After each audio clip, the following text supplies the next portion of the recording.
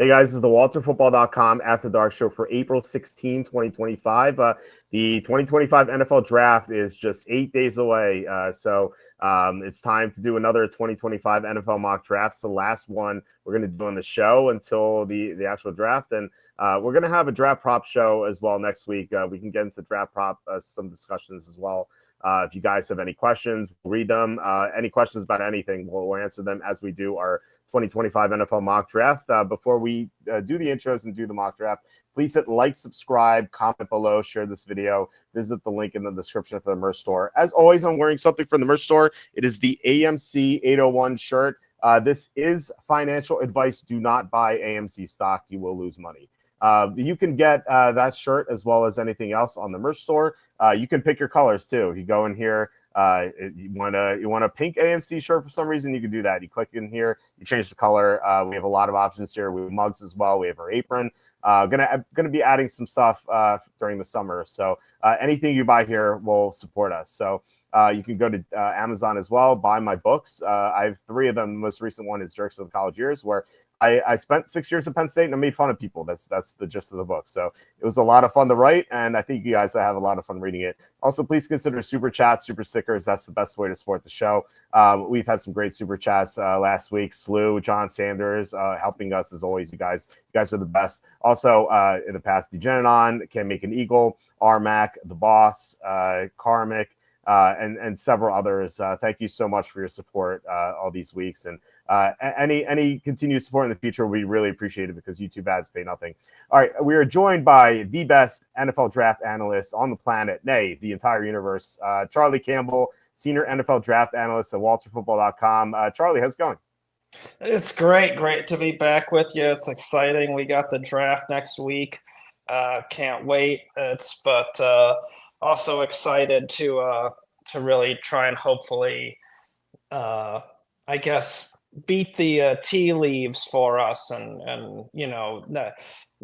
so I get a lot of questions from readers, emails and DMs and whatnot asking about prop bets or other things, and it's like, well, I really ask me that in a week, because teams are still having meetings right now. I know everyone gets, wants to jump on it, and I completely get that because the books are changing odds constantly and, making things a little harder on the bettor. But NFL teams are going at their own schedule. They're still having visits. They're still having meetings. So, come next week, we should have some more clarity, up through the day of the draft, really. I mean, last year I called you like 4 o'clock, 4 hours before the draft, and told you to bet Penix to the Falcons. So, Yes. so, just in case. So, but yeah, so hopefully we'll have some good stuff next week for you guys. Yeah, I hinted at that in the draft blog. I'm like, you might want to look at Penix to the Falcons. 20-1 sounds decent. Yeah. I don't want to like completely out anything, but yeah, that was Right. great. At the time we had to be real sensitive, but Yeah. yeah, we try and, if we're making a suggestion like that, you can gather we're on to something.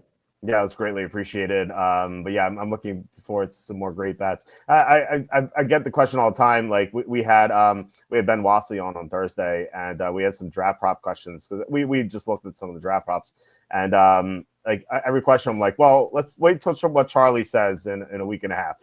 That's basically my answer, except for like Will Campbell to the Patriots. Like I'm Right. pretty confident about that. But you never know, that could change too. So Absolutely. that is my favorite show of the year, the draft prop show. It is the best. So yeah, I can't wait for that. I can't wait for this mock draft. We had some questions before we begin. Quacky says, "Hey Charlie, you may remember me from such events as sitting next to me at Walter's wedding." It's kind of crazy. That was like 7 years ago now. Any chance you're going to the Hard Rock on draft night?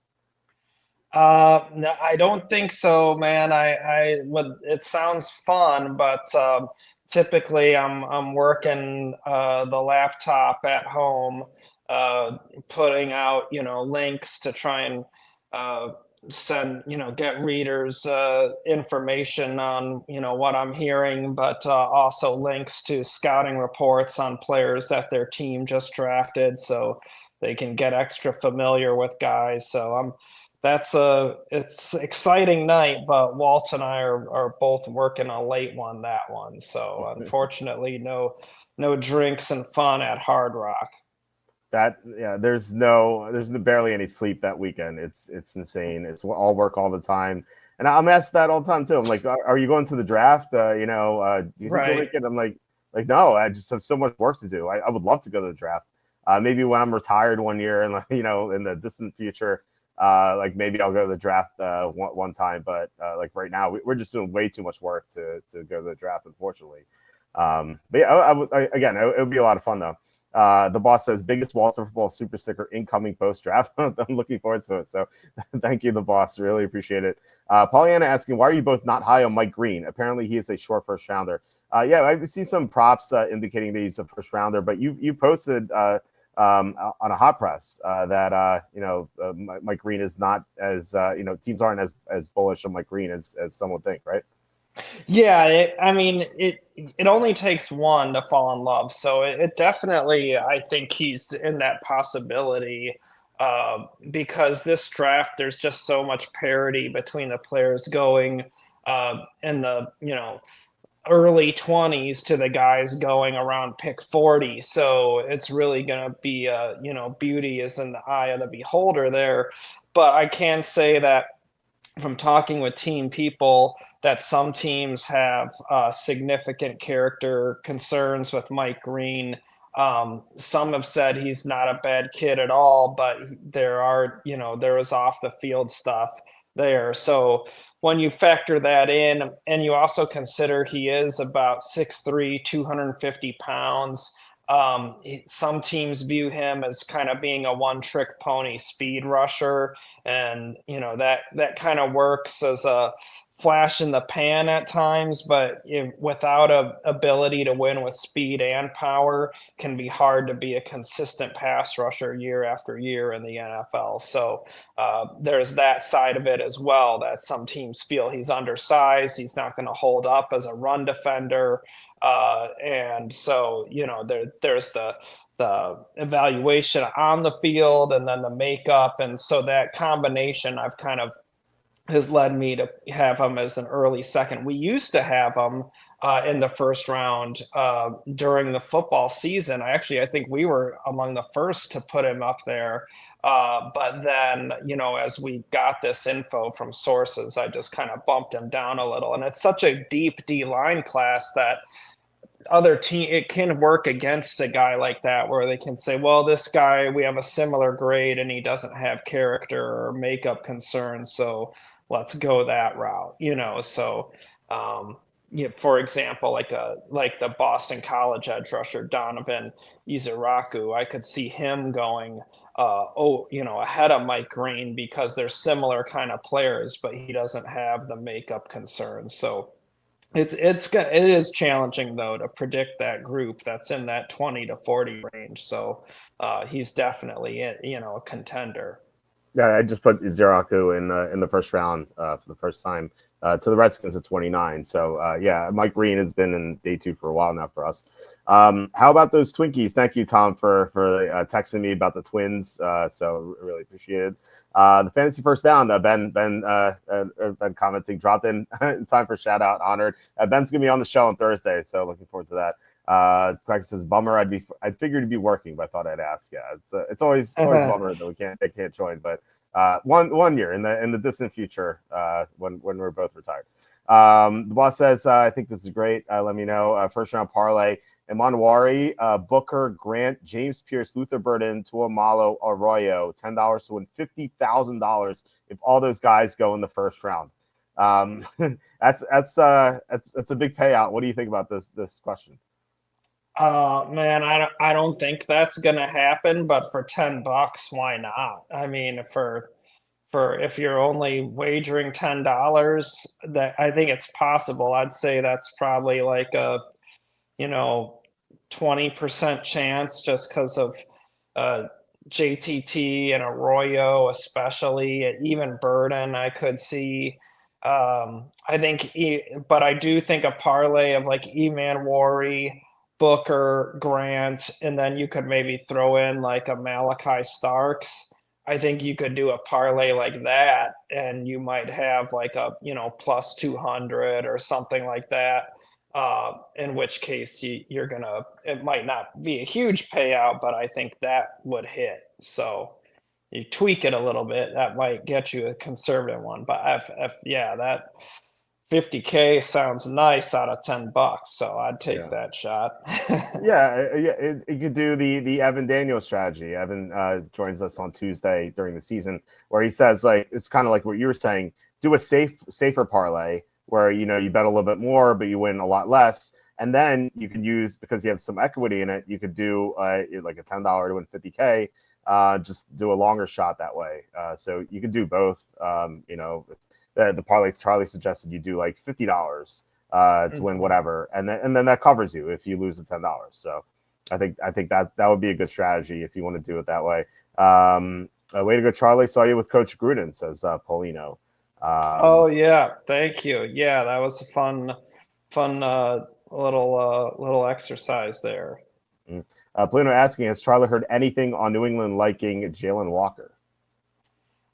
Yeah, I mean, I've heard some on them liking him, but I think they're really locked in on Will Campbell at 4. I mean, they signed Abdul Carter. They have or I'm not sorry, not Abdul Carter, Harold Landry.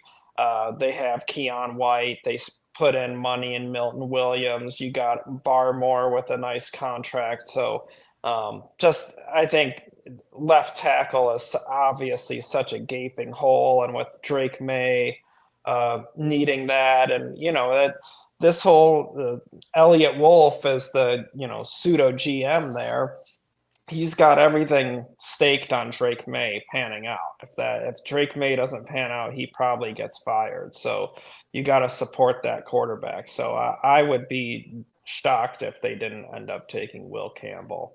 Yeah.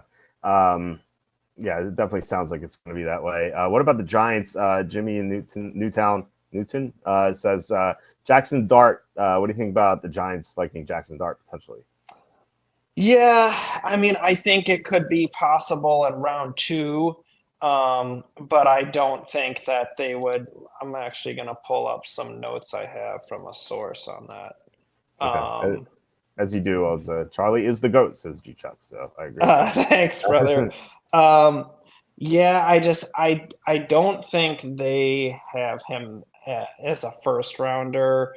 But I think if they liked him enough to take him, say, high in the second, then maybe they would consider moving up a little bit from 34 to get him. But I'm not really sure they really need to, because I could see Cleveland moving up for Shedeur Sanders, so I'm not really sure they would really have to do that. But I do think the Giants and Browns, all this interest they've shown on the quarterbacks, I think that's relevant to picks 33 and 34. I think that's what those these workouts with Shedeur and Milrow and the meetings and everything. I think that's what the point is of these meetings, is to decide, do we like one of these guys enough to take one of them there?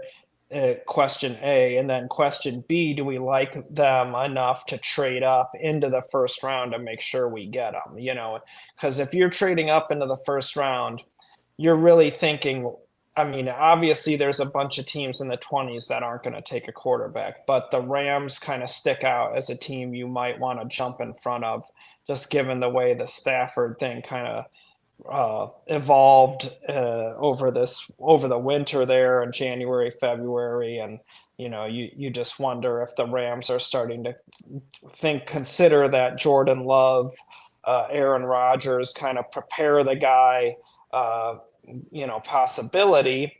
And there were rumors last year that Sean McVay really liked Bo Nix a lot. So yeah, I do think that those quarterbacks are in play, though, for the Giants and the Browns early in the second and possibly moving up into the late one. Yeah, I couldn't believe, when the news was announced that the Giants are going to work out Shador Sanders. Like one of the Giant beat writers, it was like, "Oh, it looks like they're considering him a 3." I'm like, "Oh no, no, No. my sweet summer child, no, it's second round, not number 3." It's the same thing with like I feel like the Raiders worked them out too. Right. That is for second round as well. Pollyanna asking, so I guess over 17.5 at plus 110 is great bet for Mike Green. Sounds good, right? I think so. I would do that right now. But if you double check with me next Tuesday, there's only like, one team that I'm a little skeptical on, and hopefully I'll have an update on that. But I feel pretty good about that right now. Okay, sounds good. Quack says all the show guests are great. Okay, well, not all of them. Dot dot dot. Charlie is the goat. Quacky's the duck. Look, Thanks, man. I don't think I've ever had a guest on the show. I'm like, I wish I didn't have him on. I feel like we always have good guests on the show. Josh Simmons to Kansas City 31. Asks love to eat. I have him 32 to the Eagles. So I'm pretty close. What do you think about that pick? Yeah, I've actually, our kind of final mock drafts are a work in progress where we're kind of tweaking it for weeks up until draft day. And right now I have that in as an option. And so I definitely could see Josh Simmons being in play there at 31 for Kansas City. I love my Elijah Arroyo pick for them, but I'm probably going to have to change it. So Okay. I think that would be awesome if they took him, but I could definitely see Josh Simmons at 31. Yeah, I thought he'd be good for the Eagles at 32 because they always build for the future. Like they had, they got Jordan Davis and Jalen Carter before Cox retired. They got a couple of centers before Jason Kelsey retired. They got Nolan Smith before Brandon Graham retired. And now, Lane Johnson's, 35, 36. Like he's not going to be around too much longer. So if they can get a right tackle for the future, I think that would make sense. And Josh Simmons would probably have to sit anyway with coming off the torn patellar tendon. So I think that makes a lot of sense for the Eagles too. So that's why I put that in my mock draft today. John asking, could you guys see Trevion Henderson going in the first round? I would say, I defer to Charlie, but I mean, given that the lack of the first round prospects this year, I think you could see a number of players go in the first round who probably normally would go second. So I think so. What do you think? I agree. Yeah, I think you're right, Walt. I think he's definitely a guy that could go in there at late one, back half of the first. It wouldn't surprise me with, a team like Denver, Pittsburgh, those two stand out as obviously being in the running back market. And then I think you can't rule out, kind of a wild card in there. So, yeah, I think that's possible. Yeah. The boss thing regarding that parlay, Tuamalo is 25-1 first round. Is that right? Please tell us what sportsbook that is so I can place this bet. What do you like that? Yeah, I do. The check that's another one. Check with me next week. And I do feel good about Tuamalo to Detroit at 28 right now, but I'm optimistic to learn more. But I do, I've spoken with team people just literally today and yesterday, kind of surveying them, and a few of them said they thought he'd go second, but could go late one, and they thought that fit in Detroit or Baltimore was mentioned as well, and so I do think that he has a shot. So especially if it's with pretty good odds, if you're putting down something small, you get a good payout on that if you want to jump on it early. But if you check back next week, I might have some real solid suggestion there. Okay, sounds good. Pollyanna, do you see more offensive or defensive players being drafted in the first round? Is anything stick out to you there? Because last year made a lot. Wow, I would lean defense. I haven't totaled it up in my mock, so I couldn't tell you off the top of my head, but I'm just kind of scanning it over. I think it almost looks more 50-50-ish, but given the way the D-line class is graded out and the way teams prioritize that, I would have to, if I'm gonna place a bet on that, I'd bet that defense has more players taken in the first round. And this O-line class isn't strong. You could have some receivers slip to the second that have typically gone in the first, like in mocks, like Luther Burden. Um, so I you could have even Marion Hampton. You could end up with only Genty being the first running back taken, only running back going in the first round because teams could say this is such a good running back draft. Let's take something else because we know we can come away with a good one on the second and third round. So, Mhm. I mean, yeah, just given kind of the way those positions are, it's not a great receiver draft, not a great O-line draft, not a great quarterback draft. Just adding all that up, I'd lean defense. Okay, makes sense. What about James Pierce? Does he go in the first round? True or false? I have him going in the first, but I mean, I would bet like 60-40 he goes in the first, but Okay. I wouldn't say it's I lean that way, but it's not a huge one. Okay. Yeah, I feel the same way. Will Campbell, he is a guard. I mean, I guess that's reference to the short arms. I mean, there have been good tackles who've had shorter arms. I think he's going to be okay, but he has the athleticism to play tackle. Um, Yeah. and I even if he remember is a guard, I mentioned that to a team source like a week or so ago, and he said, well, I'll tell you, I had Eric Winston start and be a really good tackle for over a decade, and he had shorter arms than Will Campbell. So if you have a good athlete, with size, and he can work around it. So yeah, I hear you though. Some people feel that arm length would put him inside. Same thing.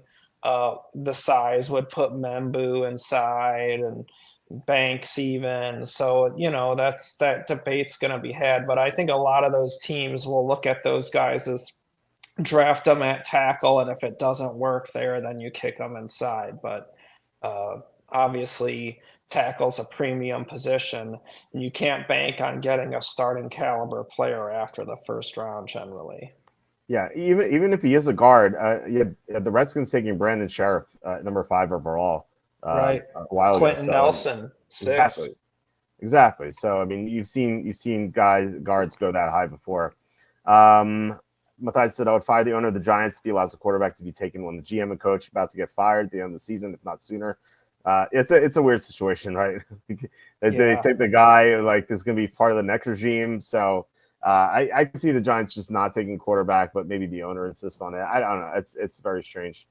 Um, Bagner says that the Browns do move up for Sanders. Who would be the most sense as a trade partner? Vikings or Rams? Maybe my vote would be for the Vikings because they have so few picks.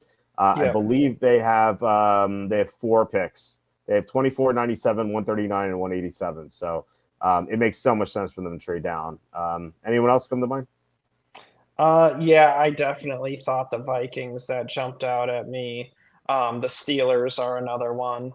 Mm-hmm. Just without a second rounder, I could see where that might make sense for them to move down and then hit the D line and running back on day 2, and so yeah, those are the Vikings and Steelers kind of jumped out at me the most.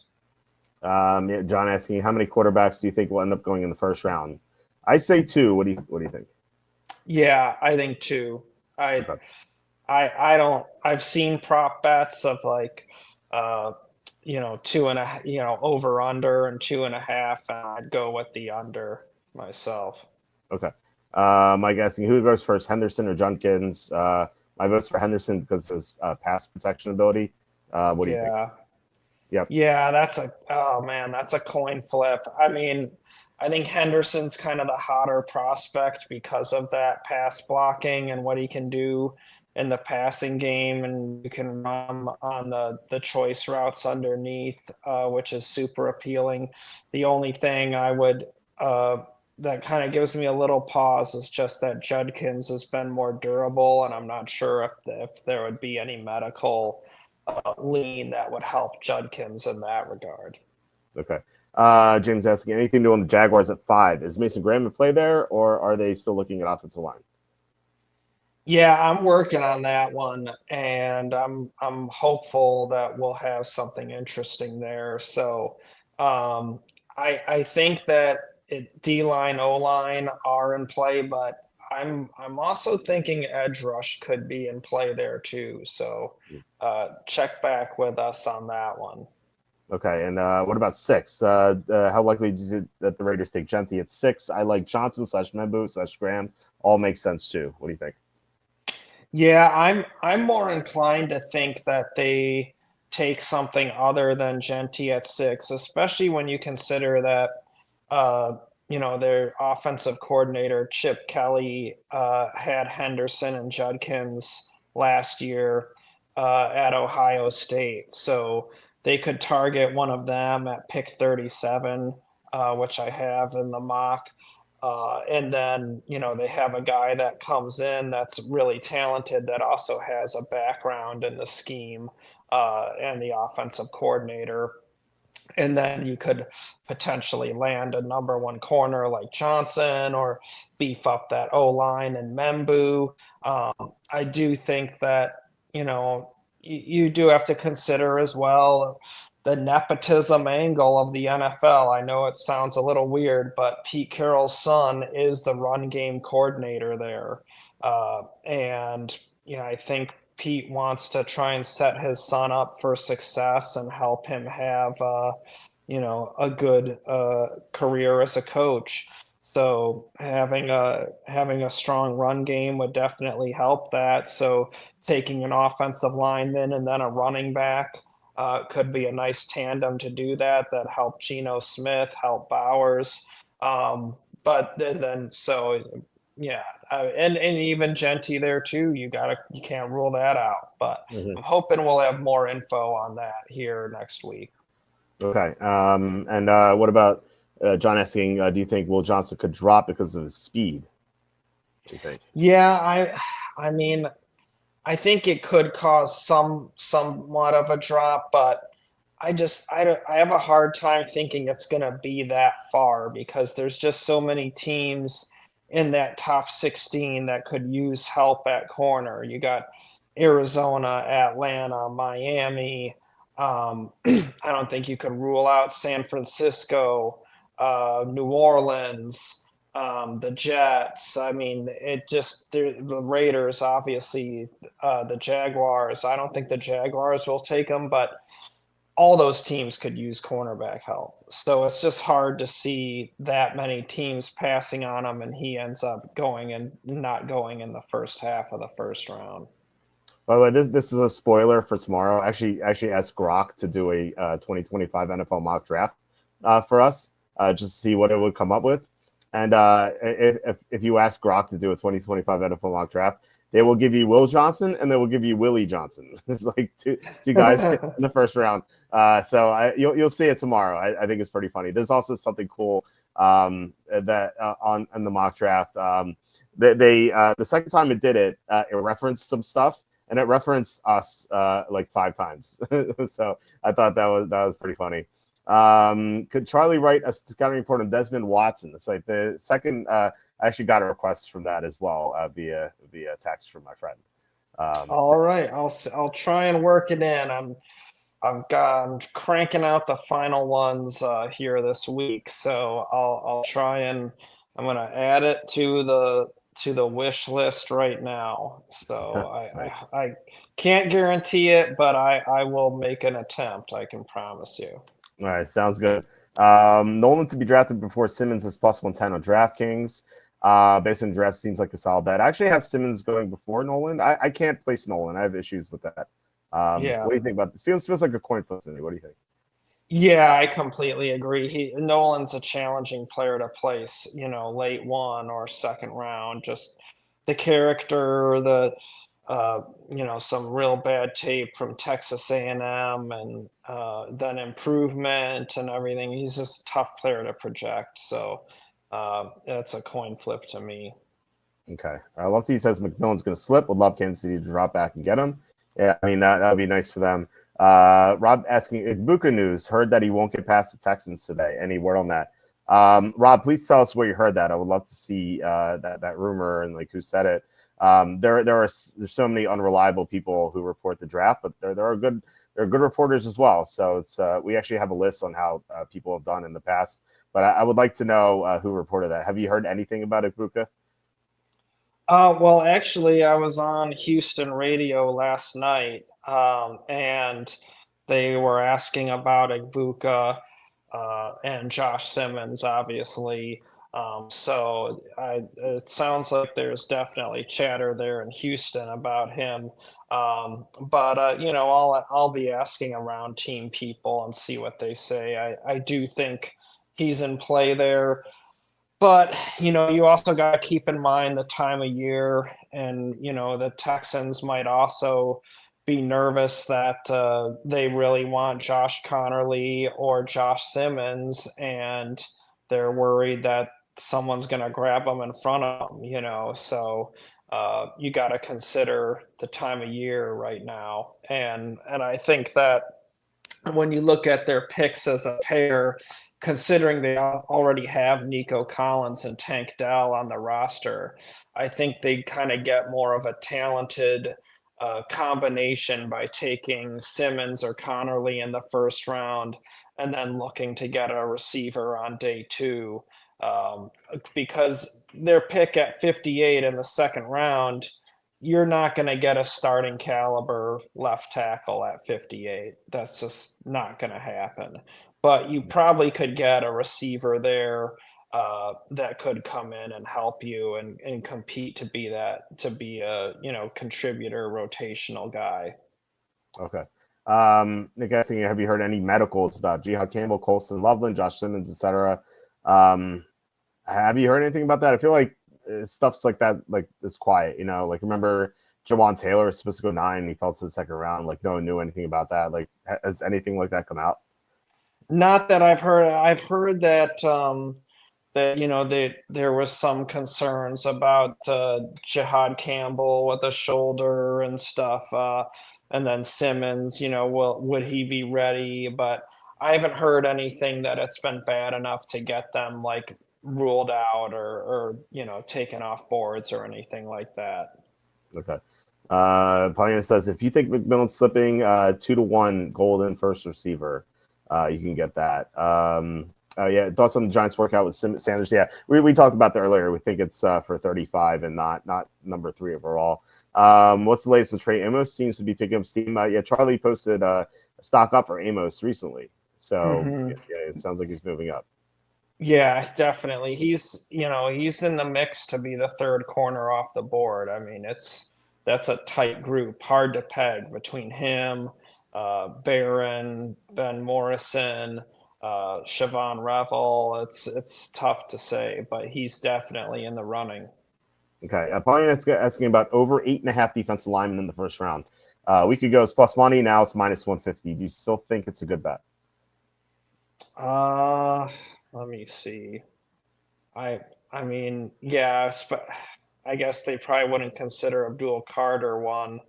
Um, but yeah, I mean, I would lean towards that. I always hate these props because you just like don't know how they classify every prospect, and like you think Right, you won and then you're exactly. gonna lose. Like I feel like just stay away from it. But that's me Yeah, personally. because would they say that Shamar Stewart's an outside linebacker or a defensive end? Like so Right. that's the challenge there. Same thing with like Michael Williams and Jalen Walker especially, Mhm. and Abdul Carter. So I mean, if they're all counted as D linemen, then I'd be more inclined to do it. Yeah. What do you think? What do you make about Jalen Milrow being invited to the draft? Thought it was weird. I thought it was weird too.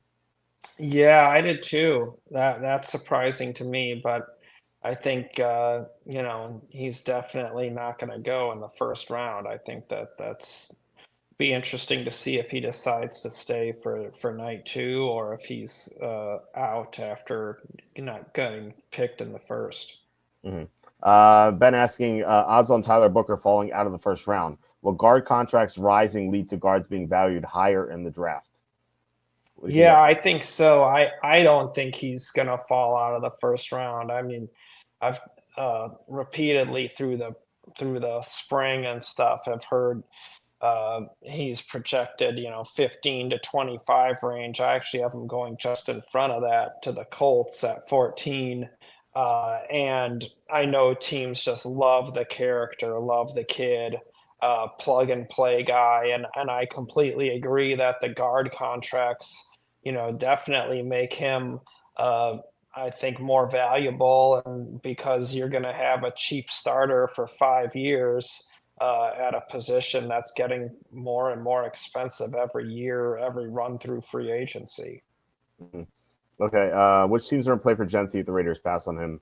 I would guess Bears and Cowboys primarily, and maybe Denver if they trade up. What do you think? Any other Yeah. spots for Gentry? Yeah, those ones I would definitely say.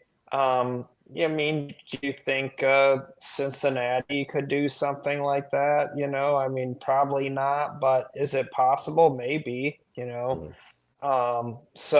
But yeah, I definitely agree on the Bears, Cowboys, and Broncos, and then the Steelers at 21. But Yeah. yeah, Yeah. By the way, Grok has the Jaguars taking Gentry at 5. Which I thought was interesting. Actually, the first version of that mock draft was awful, and then like I actually wrote my feedback to it, and it made like a really good mock draft the second time. So no Willie Johnson the second time. So you'll be able to see that on Wednesday morning. Any new info on Benjamin Morrison? He has that hip injury. John asking about Buffalo 32 for Benjamin Morrison. yeah. I mean, I know the some we wrote that hot press about not a consensus third corner off the board. Some team people thought he would be the third one. Some said Barron, some said Revel and Amos. So I do think that he could get to the Bills at pick 30.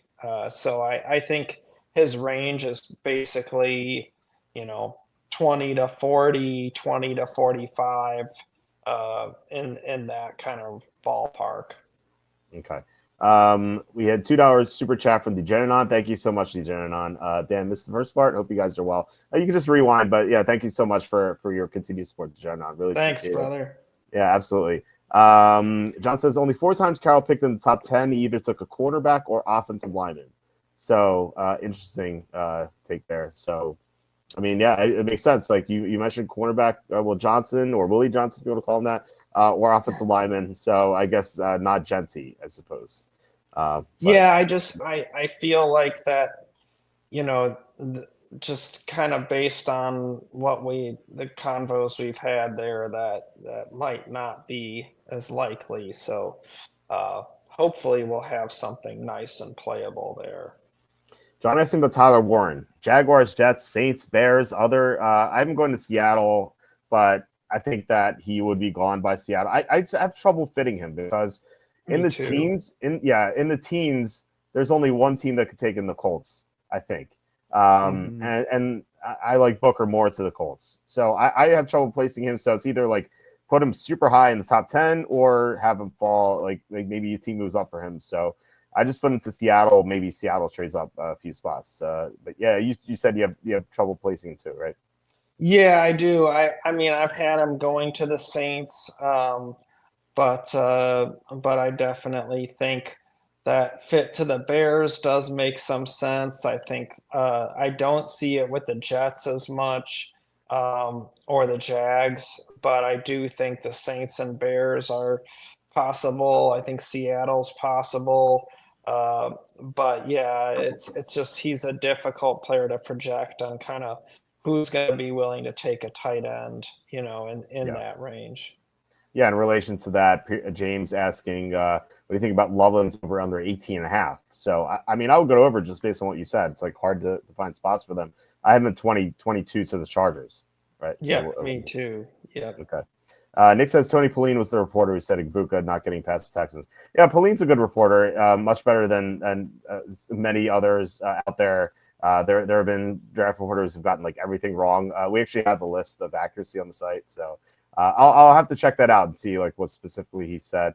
Thoughts on 4.5 cornerbacks plus 220.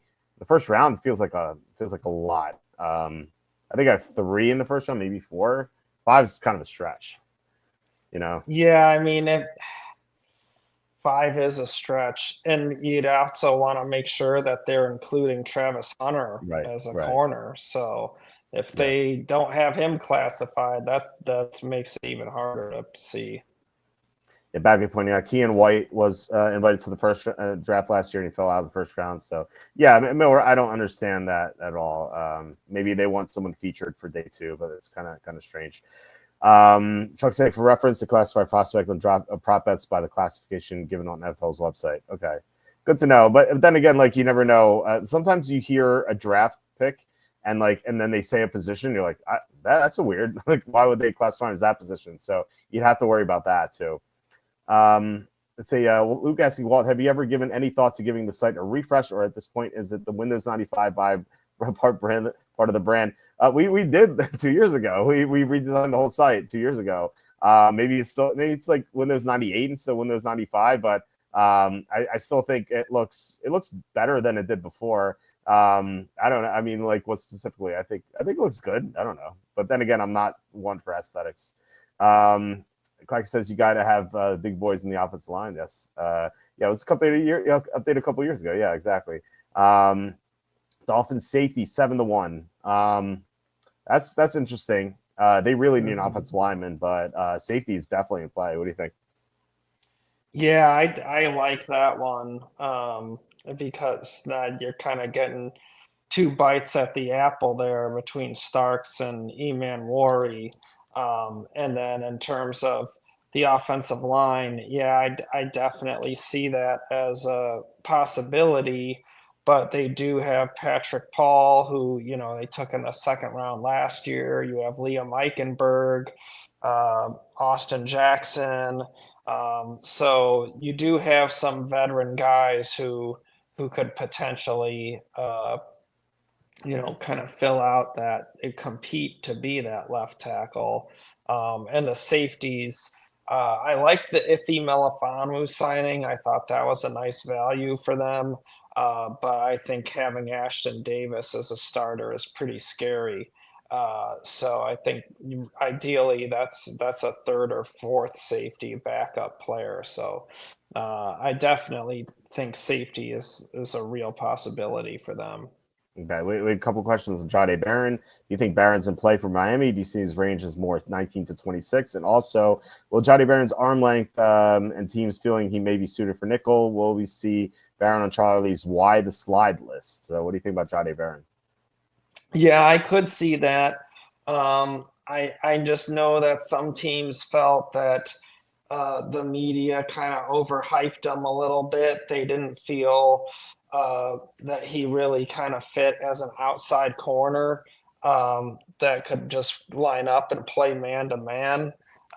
So they felt he was an instinctive guy, but really was more of a guy to be inside. Just didn't see the burst, twitch, or explosion and the size to be an outside corner. So having a nickel corner go high in the top 20 is pretty atypical. So generally those guys are going later.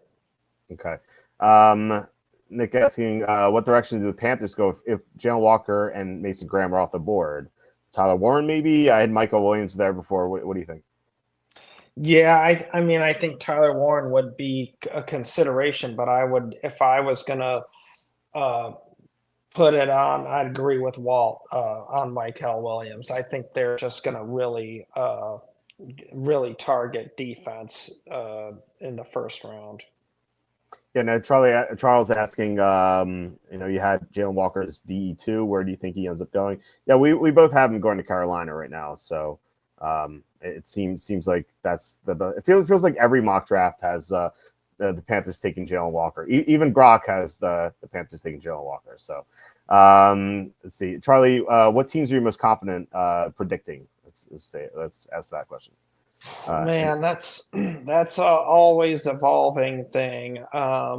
Because This personnel men are always moving around, right? right, exactly. And this year is kind of uh it's a little harder to predict than past years. Like past years, I felt really good when we had the Falcons with Drake London and then Bijan Robinson.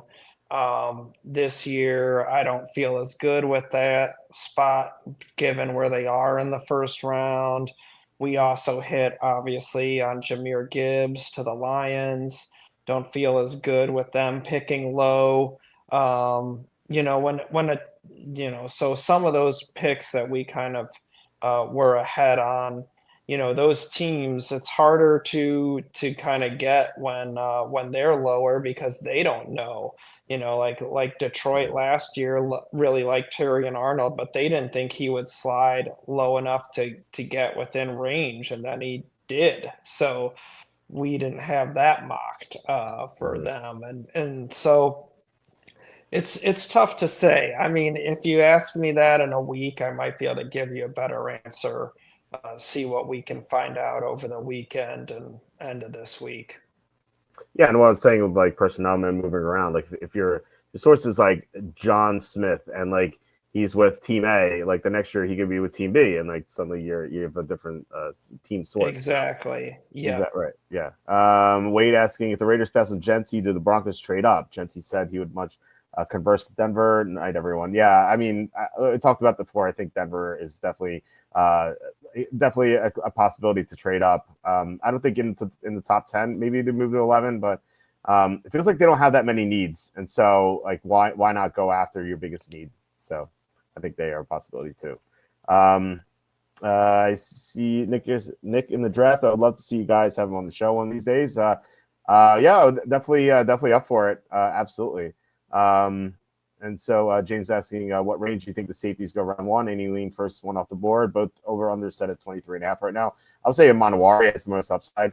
So I think he goes first, and I would bet his over, where Starks probably over. I say Manawari under and Starks over. What do you think? Yeah, I mean, I'd be inclined if I had to bet on that. I'd probably bet the under on both of them. Okay. But it's a coin flip. I've asked team people about which one they think will go first, and I've heard both. So it really is a flip of the coin.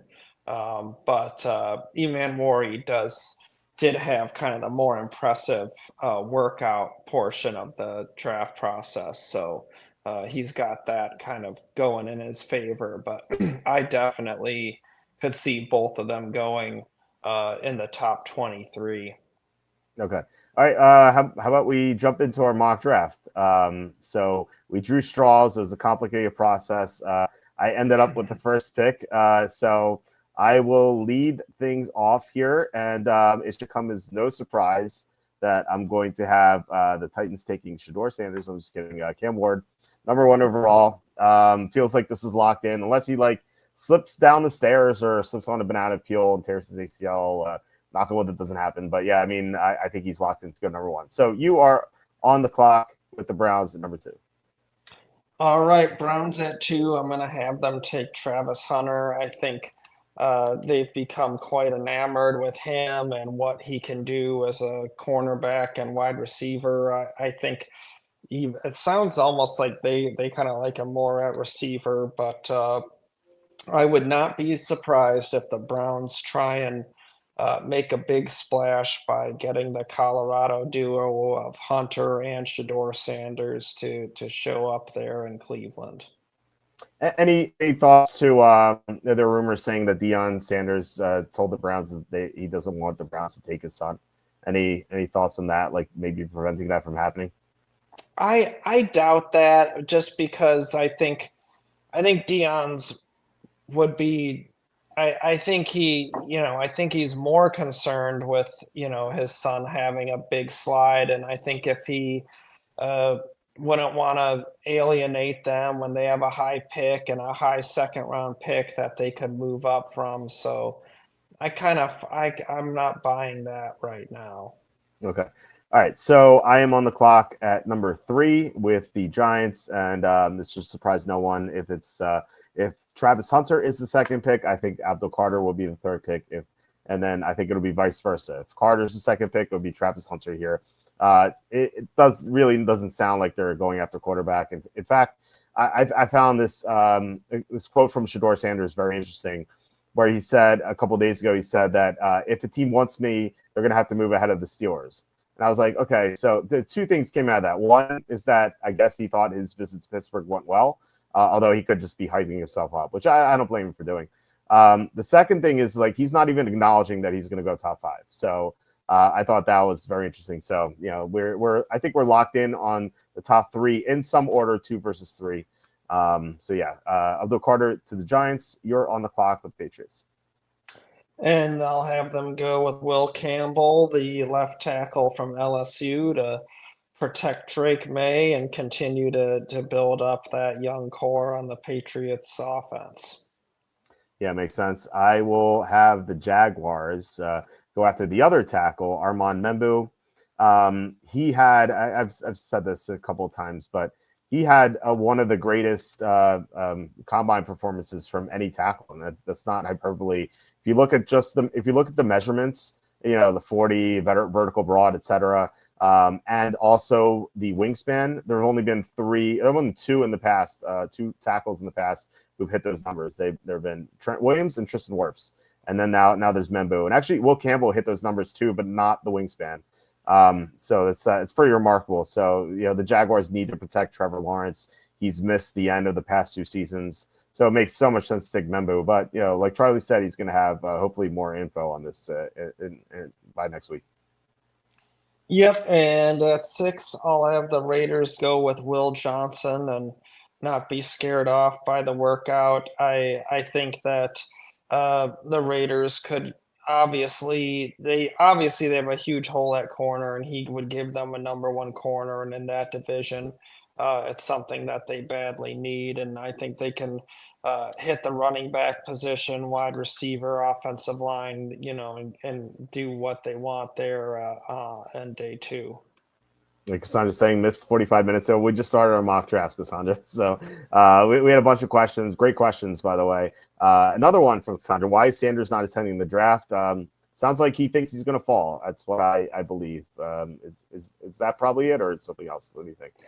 Yeah, I think so. And but he was saying it months ago that they were probably doing a family thing. But I think that's kind of also anticipating, like, I don't want to have that Aaron Rodgers, Brady Quinn, Geno Smith experience there in the green room in Green Bay. So I think they're kind of anticipating that. Yeah, makes sense. John, I said Bo Jackson would stay healthy. Do you think he would have been one of the greatest running backs of all time? Well, I mean, just look at just some video games that'll tell you the answer. I think so. He had an unfortunate injury history with him. And then Wade's saying I think he was going to do a family thing. That makes sense. So. Paulina says, "Wow, glad it took Sanders over 8.5 a couple weeks ago, -110, probably free money at this point." Yeah, I mean, if you can still find that, please tell me. I'll drive to New Jersey right now and bet it. That's what I need to do. I can't bet it here, unfortunately. All right, so I am up on the clock with the Jets at number 7, and I'm going to go with Mason Graham here. They really missed John Franklin Myers last year. Quinn Williams was like triple teamed on almost every play. It was ridiculous. And the pass rush really suffered as a result. So I feel like they need to add the best possible pass rusher here, and or Mason Graham definitely fits that mold. Maybe the best player available outside of Ashton Jeanty, and Jeanty doesn't make sense to the Jets. So Mason Graham to the Jets. You're up with Carolina at number 8. And I'll have them go with Jalen Walker, the linebacker edge rusher from Georgia. Obviously, Carolina desperate to get improved pass rush, really haven't done that in free agency up to now. So I have a hard time seeing the Panthers passing on Walker if he's there at 8. Yeah, it makes sense. I mean, like I said, every mock draft has the Panthers taking Walker at 8. At this point, it would be an upset if he didn't go 8. So I'm up with the Saints at number 9, and I feel like this could be a wonky pick. Just feel like the Saints need a lot. And news came out that Derek Carr may miss all of 2025. I don't think they're going to go Shedeur Sanders. First of all, I think it's too early. Second, they have Spencer the Silver Snake Rattler, so I feel like they need to give him a shot to play, and I think they like him. In fact, I thought it was interesting that during the combine, Rich Eisen actually said that Spencer Rattler was the starter in New Orleans, and I was like, does he know something we don't? And apparently, I guess he did because Carr's not going to be available. So Rattler is a guy who has a ton of ability, and he didn't get a fair shake last year because he had Chris Olave for like half a game. He didn't have Rashid Shaheed at all. The offensive line had multiple injuries. Taysom Hill got hurt down the stretch. Like he didn't have a chance. So I think that they might as well see what they have in him. And if he stinks, they'll be in the Arch Manning / Garrett Nussmeier sweepstakes in 2026. So I'm going to go with something I have in my mock draft, Shamar Stewart here. Now I think this is a reach. But it feels like the Saints have done something like this before with like Marcus Davenport, whom they traded up for. Just like the super athletic edge rusher with a ton of upside, but like that didn't really like put it together in college. Stewart had 4.5 sacks. I think he's going to be a bust, but given the Saints' desperate need for an edge rusher, I think they could do something like this. Maybe Michael Williams as well. You have Tyler Warren going there.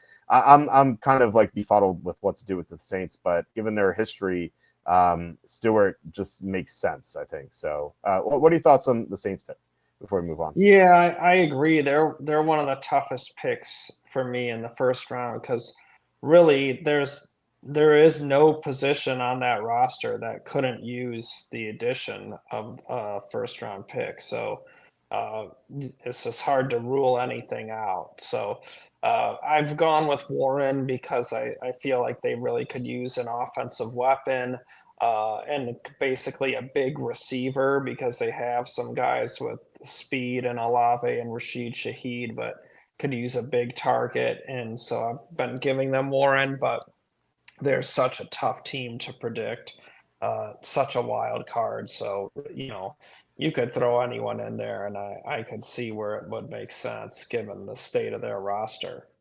Yeah. Quick question before we move on. Since Genti's having Derrick Henry comparisons, is there any chance the Patriots draft him to 4 with Henry, the Mike Vrabel / Derrick Henry comparison? What do you think about that? I don't think so. And I mean, they gave Stevenson a contract extension and everything. So I don't think they're gonna go running back at 4. Yeah, there's also no offensive line. So, like, even if they have Genti, like, who's he going to run behind? It reminds me, like, to a lesser extent, they remember the Steelers took Najee Harris in the first round when they had one of the worst offensive lines in the NFL. It's like, this guy's not going to succeed. And, he hasn't. Even though he's rushed for 1,000 yards every year, and he hasn't missed the game, but he did not meet expectations for a first rounder. All right, so you're on the clock with the Bears at number 10. So where are they going? And with the Bears at 10, I'm going to have them take GNT, Ashton GNT, the running back from Boise State. Ben Johnson is, coming from obviously Detroit, where they had a 2-back system that Dan Campbell brought with him from New Orleans. When you think back to Alvin Kamara and Ingram and just the different combinations they've had. And that's what Detroit has done, obviously, with Gibbs and David Montgomery. So the Bears have DeAndre Swift, who Ben Johnson was part of shipping away and replacing with Jahmyr Gibbs and David Montgomery. So I don't think he's necessarily banking on Swift being the engine of the ground offense in Chicago. So if Genty there at 10, I definitely could see the Bears going that route. Yeah, it makes a lot of sense. I'm up at the 11th pick with the 49ers, and something the Niners do a lot is draft defensive linemen. I'm going to give them the best defensive lineman available with Kenneth Grant. They had issues last year on the defensive line, and now they lost Javon Hargrave, so things are going to be even worse for them on the defensive line. I really think they addressed this part of their team. I can see offensive line as well. But just kind of like taking the best prospect of the whole of offensive defensive lines, I think Kenneth Grant makes the most sense. I mean, you had an article a couple months ago saying that some teams had Grant over Mason Graham. I think that was actually during the Senior Bowl that you posted that. So Right. I mean, Grant at 11, I think is good. I think some people might think that's early. Actually, was on a show earlier today, and I think the co-hosts were surprised I had Grant going so early, but I mean, teams are very high on him, and they think he's better than Graham. So I think 11 makes sense. Yeah, there are those out there that do. I know a few, and I think that given what they've lost in free agencies, he's a good fit there and has a lot of upside. And so at 12, we got the Cowboys, and this is a real tough one given the slide of Tet McMillan. I felt really good about that recently, and now it feels like that could be off. So um, they're a tough team to project sometimes, but I'm going to have them go with Matthew Golden, the wide receiver from Texas, giving them a speed receiver to go with CD Lamb. I think that Tet McMillan kind of would be a little bit more of the same in what they already have in Lamb, and I think the Cowboys want to get faster and more explosive, so I'll have them take Golden there at 12. Interesting. Okay, so I have the Dolphins up at 13, and they really need offensive line. And we're talking about how safety makes sense for them. I'm going to give them Kelvin Banks. They had severe issues in the interior heading into the offseason. They signed James Daniels, which is I thought a great signing, but they still had a big hole at guard and center. But now Terran Armstead retired, so they need a tackle as well. So I really think they need to address the offensive line here, and as long as a prospect makes sense for them, whether it's Tyler Booker or Kelvin Banks, or I doubt Membu falls as far, but I think they would love to get him. So any one of those guys, maybe even Gray Zabel, I think they could reach on him just because they like their offensive line's so bad, and Tua is maybe one concussion away from his career being over. So I feel like they're basically priced into taking an offensive lineman. So Kelvin Banks to the Dolphins 13. You're up with the Colts at 14. And with the Colts, I'm going to have them take Tyler Booker, the guard from Alabama. Obviously, they lost some veterans in free agency with the center Ryan Kelly, and then the guard Will Freeze, and I could see Booker, going in right there at right guard and giving them a dynamic interior. They got to be able to run the ball with Jonathan Taylor, help the quarterback, whether it's Daniel Jones or Anthony Richardson. And so Booker comes in, improves their run blocking and pass protection. So I have Booker to the Colts. Okay, and worth noting that we still have Tyler Warren on the board, which is kind of wondering where he'd go. I'm not mocking Tyler Warren to the Falcons, even though Kyle Pitts has been a bust. I'm going to go with Micah Williams to Atlanta. They really need to bolster the pass rush, which it was really surprising after their Week 12 bye last year. Their pass rush really improved a lot. And I kind of didn't really know where that came from because they couldn't get to the quarterback at all before their bye. Matthew Judon was such a bust for them. They thought that they fixed that by acquiring him, and they didn't. And now he's gone, so they can't even count on him maybe rebounding. And I think they at some point they have to draft an edge rusher in the first round. They keep passing on it, and I feel like this is the year to do it with so many talented edge rushers available in the first. So Michael Williams to Atlanta, you're up with the Cardinals at 16 as we get to the midpoint of the first round. Yeah, and this is a tough one because I think Banks would have made a lot of sense to them. You have some options here that kind of maybe aren't necessarily anticipated.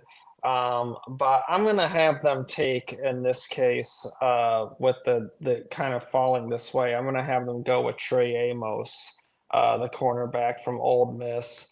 They could use cornerback help. They didn't have one of those offensive linemen get to the pick. So I could see one of the tackles, that is. So I could see them, rather than reaching, taking a corner that could come in and potentially be a number one corner for them. Yeah, it feels like they can go a number of different directions. I think they want to trade down. It's like their ultimate goal, but I feel like everyone wants to trade down in this draft. So I'm going to have the Bengals taking the first safety at the board with Nick Manawari. I think either safety is in play for them. This is a team we'll have some intel on later on. By this time next week. So hopefully this Manawari prediction is right. But I think that given their horrible safety situation, they at least need to consider Manawari because their secondary just hasn't been the same since losing Jesse Bates. They couldn't stop Russell Wilson last year. This is not Russell Wilson who came in and was hot against the Jets, in his first game. This is Russell Wilson down the stretch who couldn't complete basic passes, but he lit up the Bengals, and if that's not a sign that you need to improve the secondary, like I don't know what is. So yes, Bengals really need to address their defense. So you're on the clock with Seattle at 18. Is this Tyler Warren time? Yeah, that's a tough call. I'm gonna have them go with Tyler Warren. I think that with him falling here, it's hard to see them potentially pass on him. And you think of Clint Kubiak coming in as their offensive coordinator, that coming from that system of the Kubiak Shanahan system.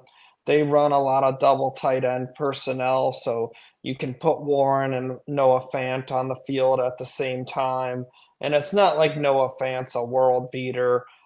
They can move on from him and get cheaper with Tyler Warren after this season. So, and with losing DK Metcalf, you lost a big receiver, a guy that can be a red zone weapon on the outside. So I could see Tyler Warren having an appeal in that regard as well. Just recently, you had Amos going to the Cardinals. Stone Papa Smurf saying Amos 3-1 to go first round. What do you think about that potential bet? Yeah, I mean, I like that one, especially, could you do something small and have a pretty good payout on that. So yeah, I think that's a bet I would definitely consider. And John asking, which team will take Isaiah Bond, Chiefs or Browns? Good question. Yes. I'm gonna bet the Chiefs. Yeah, sounds about right. Browns definitely makes sense too, but that's a mistake I made. My updated mock draft today, I forgot to drop Bond, but seems like he's going to be in for free fall. Although you never know. I mean, one of these teams could pull the trigger. All right, so I am on the clock at number 19, and I've had this pick here for a while. I made the same joke over and over again. I'm taking Jihad Campbell, Charlie's third cousin. So Tampa's linebacking core really needs help. They have Levante David still, but he's close to aging out of the NFL. They missed out on Devin White. He had a great performance in the Super Bowl and they won, but he's been gone now, and they don't really have a replacement. They did sign Anthony Walker. I like him, but he's 31. He's not going to be around much for very long, and plus he has an injury history that's pretty lengthy. So they need to bolster linebacking. Corey Campbell, you could argue, is one of the best players available, so it just makes sense for them. Yeah, I agree. I think he's in play there big time, as well as I think Donovan Izaraku from BC is a candidate for them as well. So I think both of those guys could be Bucks, but I lean towards Jihad Campbell as well. Next up, I got the Broncos at 20. I'll have them go with Omarion Hampton, the running back from North Carolina. I think that, obviously they have a big hole at the position, and Hampton would give them a real true three-down starter, a physically imposing back, really wear on defenses, good scheme fit for Sean Payton. So I think he's a pick for Denver, unless GNT somehow got to them. Okay. And I'm going to end Shedeur Sanders' slide here. I'm going to have the Steelers drafting him at number 21. I think there might be something to what Shedeur Sanders said about his visit to Pittsburgh. Again, it could be smoke. It could be him hyping himself up. Again, like, I don't blame him at all. I would do the same thing. The Steelers don't have anything at quarterback right now. Like, they have Mason Rudolph, who, granted, he had a good run at the end of the season a couple years ago, but we saw him in the playoffs. You just can't contend with the best teams in the NFL. The Steelers, they can't sell their fans on going into the season with Mason Rudolph. And of course, there's Aaron Rodgers. He could sign there, but they don't know that. And Rodgers is going to be 42 soon. So, this is not vintage Rodgers, who was one of the best quarterbacks in the NFL. This is Aaron Rodgers, who I think was 25th in EPA last year among quarterbacks. And so even if they do sign Rodgers, I think Shedeur Sanders makes sense. Shedeur even said that he would love to sit behind Rodgers for a year. So I think the Steelers at least consider Shedeur Sanders here. They did draft Kenny Pickett 3 years ago.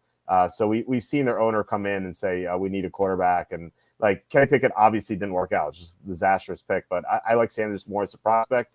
And, just because you made a mistake on a quarterback 3 years ago doesn't mean that you need to avoid quarterbacks now. So what are your thoughts on Sanders going to the Steelers potentially? Yeah, I mean, I think it makes a ton of sense. I think from the Steelers' perspective, I have a hard time, if I were them, passing on him, to be honest. Like you said, you could still sign Aaron Rodgers and have Shedeur as the backup and the long-term guy. Whether Rodgers would be cool with that, I don't know, but I definitely think it's possible. So I like that fit there. I think Shedeur would be a good fit in that offense that they run, and I think that he definitely solves a short-term and long-term issue for them. Yeah. All right. So you were up with the Chargers pick at 22. So where'd they go? Chargers at 22. I'll have them take Colston Loveland, the tight end from Michigan, reuniting Jim Harbaugh with Loveland, and really give them a nice receiving weapon for Justin Herbert, and another dangerous option to go with Ladd McConkey as receivers for Herbert. Yeah, you know what? I about a month ago or so, I would think no way the Chargers go tight end, because Jim Harbaugh passed on Malik Neighbors for right tackle. It just doesn't seem like a Harbaugh thing to do. But I've come around. I think that Loveland makes a lot of sense. I mean, they brought in for a top 30 visit, and he can obviously do way more than catch the ball, and I think that Harbaugh would value that in his offense. So yeah, I like the pick.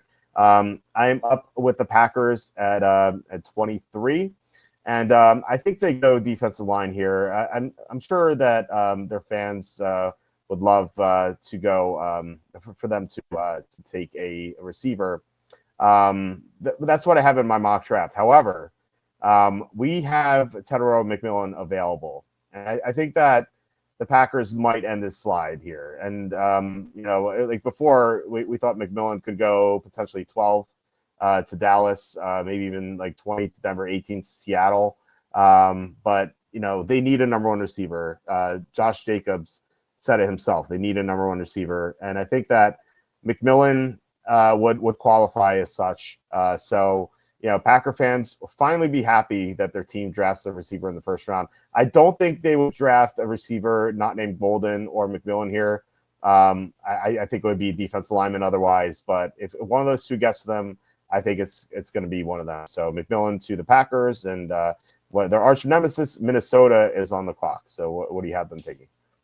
Yeah, and this one's interesting one because they have a pretty strong roster, but some areas that could definitely use an upgrade. And really, I'm thinking more in the secondary, and with Malachi Starks available, I'd have the Vikings ending his slide.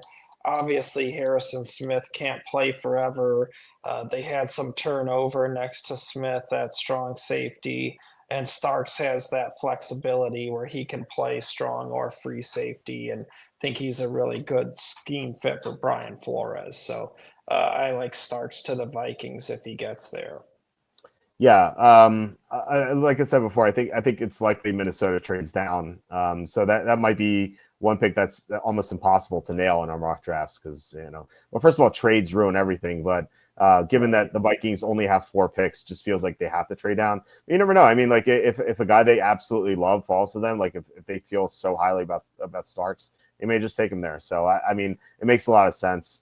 So I'm up with the Texans at 25. We had some chatter about Ibuka here. I'm going to stick with Josh Connerly because just they really need a tackle. And they did bring him in for a top 30 visit. So this news from Tony Pauline saying that the Texans are not going to pass on Ibuka. Maybe he has in mind that like maybe Josh Connerly is going to be off the board. I could see that happening because Connerly just makes so much sense to them. Like I said, they have the interest in him because they brought him in for a visit, and he fills such a huge need. He's an athletic player. He has upside, and it's hard to imagine the Texans passing on a good tackle at 25. You're up with the Rams at 26. In the Rams 26, man, this is a challenging one to predict. I could see them looking at corner,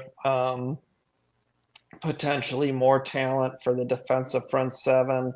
But I'm going to have them go with Luther Burden, the wide receiver from Missouri. I think, getting a true replacement for Cooper Kupp is going to make a lot of sense. Obviously, Devontae Adams is not a long-term starter at this point in his career.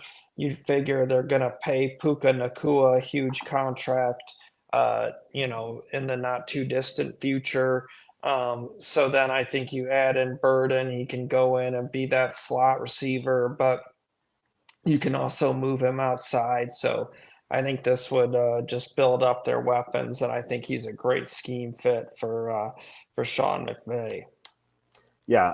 Okay. So I'm up with the Ravens at 27. I've had this pick get to the Ravens the past couple of times he's done this mock draft. It's James Pierce. It's the edge rusher. It feels like he's going to get to like the Ravens or the Eagles, and like those are the two teams. Maybe there's like a couple others too, but those are mainly the two teams where like there's a falling prospect, and they end up with him. Like the Eagles with Jalen Carter, for example. The Ravens always seem to get this guy too, and like. Pierce was once upon a time considered the top 10 prospect, and he gets here as 27. And like the guys on TV were like, "How did he fall to the Ravens?" It's like, well, those teams ahead of them didn't take him. Like, it's pretty simple. Like maybe the teams ahead of them should take better prospects. He has his issues, but he's super talented as well. So, and the Ravens need to address their edge rush. So, I have them taking James Pierce. So you're on the clock with the Lions at 28. With the Lions pick, I'm going to have them take JT Tuimoloau, the defensive end from Ohio State. I know he's not common to see it in the first round of mock drafts, but I've heard a little more buzz about that. I think he's on the bubble, as we kind of hit on before, from conferring with teams. He's kind of on that bubble of a late first, early second round pick, but I think he really fits the profile of what the Lions want in an edge rusher. They want guys that can win with power and speed, not just smaller edge guys. They want guys with size and strength that can set the edge in the ground game. And Tuimoloau really fits that. Obviously, they're going to give Aiden Hutchinson a huge contract extension, whether it's this year or next year. That's coming. And so then Tuimoloau gives them a starter on the other side who's on a cheap contract. But I think he's a real excellent scheme fit for them, and I think he's just the kind of guy that they target and look for in terms of what he can do as a run defender and win with power or speed in the pass rush. Okay, I'm gonna go with another edge rusher with my next pick to the Redskins at 29. Donovan is Zaraku. Um, so the Redskins tend to draft players that they bring in for visits. They did that 4 times last year. They brought in Zaraku for a top 30 visit, and it makes a lot of sense because they need an edge rusher very badly. I love their team. Cassandra will make fun of me, but I bet them to win the Super Bowl at 22-1.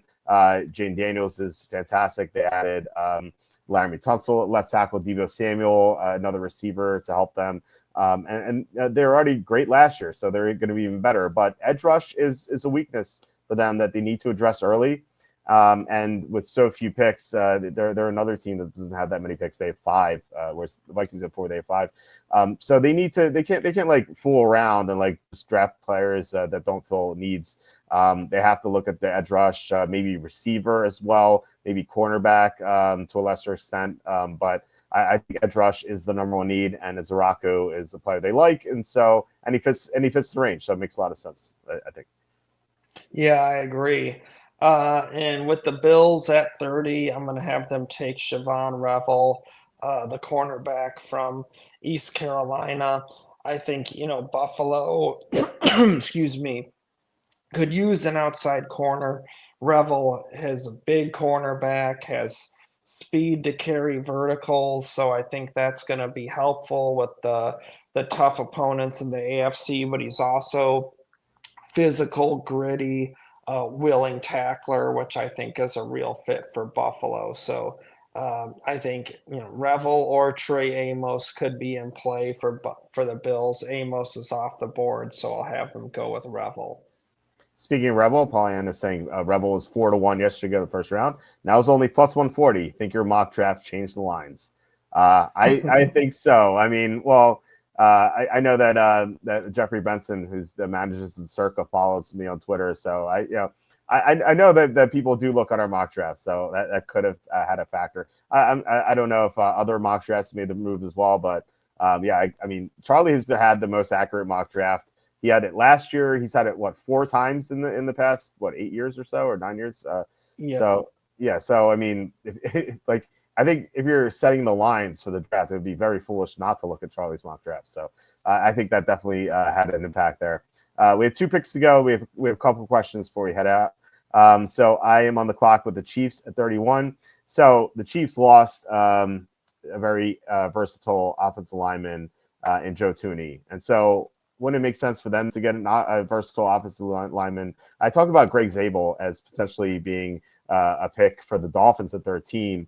And I wouldn't even grade that very poorly. I think maybe a little too early, but I would completely understand it just to protect Tua. But 31 seems like a great value. And if you're looking at odds, and we did this with Ben on Thursday, he pointed the odds on Greg Zabel to go in the first round. Charlie, let me ask you, because I was surprised by this, and I guess I'm kind of like leading the witness here. What would you say the odds are on Greg Zabel if you haven't seen him already? If you have, just let me know. But I haven't. Yeah, what are the odds on Greg Zabel going in the first round? I mean, I think from speaking with teams, it's likely to happen. I'd say probably 2-1. Maybe better than that. Maybe 75-80%. I'd say probably 75% chance he goes in the first round. That's what I would have said. He's minus 1,000. So wow.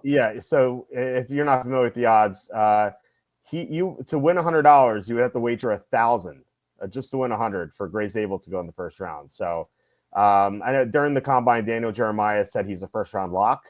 And I guess the odds makers listen to him. I mean, I think we have to put him in the first round given those odds. I mean, nothing's locked in stone, but I think that he should be in there somewhere. And I kind of like worry that he's not going to get to the Chiefs at 31 given those odds. But if he's there, it's hard to imagine Andy Reid passing up on a guy who could play every position on the offensive line. Yeah, exactly. And they've been willing to have some guys that to play tackle over the years that don't necessarily have the ideal measurements or makeup or anything, but he's so versatile, and with Joe Thuney gone, and it just makes a ton of sense if he got there that they would take him. Okay. Philadelphia Eagles, the final pick in the first round. What do you think they do? Well, this is a challenging one because I've some of the players that I kind of liked for them are off the board. James Pierce, Shamar Stewart, Donovan Izaraku, all those guys are off the board. But I do really like Walt's projection of Josh Simmons to the Eagles. So I'm going to go with Josh Simmons at 32. Give them an understudy for Lane Johnson, a guy that they can develop. They don't have to play him right away, given that they have veteran tackles. And it's a premium position. They always look ahead, and they're always ready for those guys to age out. So I definitely think that that's a kind of very Eagles-ish pick.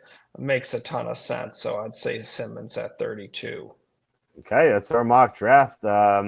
Yeah, so let's yeah, thank you, Nick. Thank you everyone for joining us. We have a couple questions before you head out. So if you have any questions, now's the time to answer because we're gonna end this show in a few minutes. Mike with a joke question: which 2025 draftee will be the first to go to prison in El Salvador? Oh man, that's a tough one. I don't know. We're not gonna unless Probably you have someone. Bond at this point. Right, exactly. I think he's if you're gonna set the odds, I think he's minus 1,000 to go to El Salvador. John asking, how far do you see Tez Johnson falling after weighing in at 154 pounds and running 4.5 40? That's a wild weight. I've said this before on the show. Like I used, ahead of my wedding, I was like 210 pounds, and I was like, you know what? For my wedding, I'm going to go back to the weight in which I met my wife, which is 165. I got down to like 168 in like 2 months. I couldn't get the last 3 pounds. But I got down to 168, and I foolishly, I can't believe I didn't think of this. I got tailored at 210, and I still had the same suit. And like, I put it on, like, why is this my suit? Why is it so baggy? And I'm like, oh my God, I got tailored at 210, not 168. So if my wedding photos, I look like a kid at a bar mitzvah. Just like my suit looks like 3 sizes too big. But anyway, I digress. 154 pounds for Tez Johnson. How far do you think he falls? Yeah, I mean, I think he's a mid-rounder. I think teams knew that obviously the size is visible from the eyeball test, but the 4.5 40 was definitely disappointing, and maybe he's improved on that in private workouts and stuff. So, I mean, I think the third round, late third round, is really the highest he could hope to go. But I do think he probably go fourth, fifth round. I don't think he'd fall to the sixth or seventh round though. I think he had too good of a season and flashed enough ability at Senior Bowl that he won't get to the final 2 rounds. Okay. John asking or saying, wonder if the Fish take a cornerback now with Jalen Ramsey leaving. Man, the Dolphins seem like a mess. They have so many needs, and you can't like count on Tua staying healthy all year. I think Right. we're gonna do their over under win show in maybe a week or two. I have to imagine going to be under Miami. So, I mean, even with Jalen Ramsey leaving, like they just really need to improve their offensive line. They have so many other issues too. Tyreek Hill might leave too. They have so many things that they need to address. So this team. It seems like they're in shambles at this point. Yeah, I agree. They're a challenging team to mock because of all the directions they could go between O-line, safety, corner. So yeah, that they're tough. Mm. I agree with Walt on the O-line, and I'm also feeling a safety, and with Ramsey kind of being dangled, it might push me a little bit more towards Starks because of his ability to cover slots. So that kind of gives them, a little more flexibility in the secondary. With you have a safety that can also play some nickel, and then you can move other guys around. But yeah, it's just the Miami, the Giants, the Browns, those are kind of three teams that's the Saints as well that stand out to me as teams with kind of weird directions at the moment. Yeah, Saints especially. I completely agree with that. So if Jalen Ramsey leaves, their top cornerbacks will be Storm Duck and Ethan Bonner, I think. Or Yeah, and probably Cam Cam Smith, Cam who they Smith. He took was in the awful last second year. round. Yeah, Yeah, so I mean, that's scary. But yeah, yeah, it's so hard. But their safeties are bad, the O line's bad, and if Tua gets hurt, then they're screwed. So yeah. I mean, that's just yeah, they're in a real difficult spot, to kind of patch these holes. What's the scariest situation for the Dolphins? Is it Patrick Paul at left tackle, Cam Smith starting outside cornerback, or Ashton Davis as a starting safety? This, this seems it's such a disaster. What is the worst situation? I don't know. I don't know. Yeah, I mean, I wonder how they feel about Paul and how they feel he did in practice. So that's Mhm. something I'm gonna try and ask around about to see if anyone knows. But yeah, that's a huge impact on that pick, how they feel about their second rounder from last year. Yeah, I mean, he was awful last year, but maybe he was better in practice than he was in game action. I don't know. It's hard to feel optimistic about them. Quacky says, "Don't hate on Storm Duck now." Sorry, my apologies, Quacky. I'm sorry. Stone Papa Smurf saying Matthew Golden plus 150 first receiver drafted. Are you making that bet? Well, Charlie, you had Golden over McMillan in our mock draft. So would you bet Golden plus 150 first receiver drafted?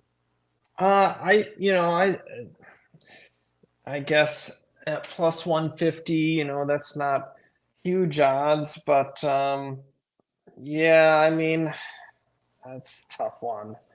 It's just that's to me that's a coin toss, and it's really No. going to depend on the team. So a team like Dallas, I could see where they might want a guy that has some speed. But maybe if it's a team like Seattle, I could see them preferring, uh, you know, uh, Tet McMillan because they just lost DK Metcalf, so they could use some size. They have Jackson Smith and Jigba, who brings some speed to the table. So that's such a tough one. I really feel that's a coin flip between those two. It's going to be team specific.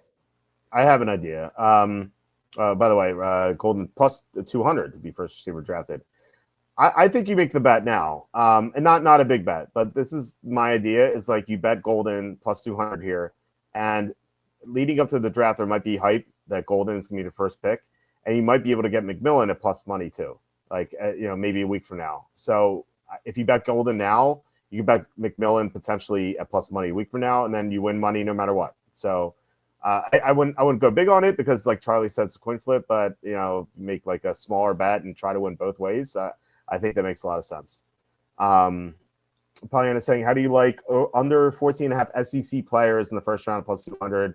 We need a couple of Dart, Harrison, Pierce, Nolan, Amos dropping to the second round. I honestly hadn't thought about how many SEC players would go. I mean, part of the issue is like I kind of forget who's in which conference because they've all moved around. So I don't know. Have any consideration to this? Let's see. Well, we can look at our mock draft. How many Right. SEC guys do we have in the first round?